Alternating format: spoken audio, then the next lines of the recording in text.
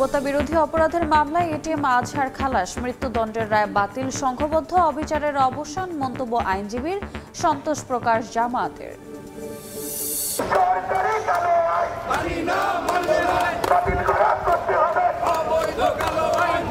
সরকারি চাকরি অধ্যাদেশ বাতিলের দাবিতে সচিবালয়ে আজও উত্তাপ, দফতর ছেড়ে বিক্ষোভ মিছিলে কর্মকর্তা কর্মচারীরা, দর্শনার্থী প্রবেশ বন্ধ, নিরাপত্তা জোরদার।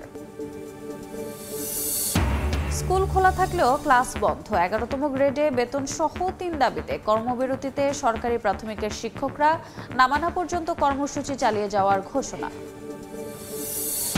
ঢাকা বিশ্ববিদ্যালয়ের শিক্ষার্থী সাম্য হত্যা মামলায় আরও 8 জন গ্রেফতার, আগেই ধরা পড়া একজনের স্বীকারোক্তিমূলক জবানবন্দি, খুনের রহস্য উন্মোচনের দাবি পুলিশের। এবার মেহেরপুর ও সাতক্ষীরা সীমান্ত দিয়ে 57 জনকে পুশিন, কুড়িগ্রামে বাধার মুখে পিছু হটল বিএসএফ, নিরাপত্তার কমতি নেই, পরিস্থিতি মোকাবিলায় প্রস্তুত বিজিবি।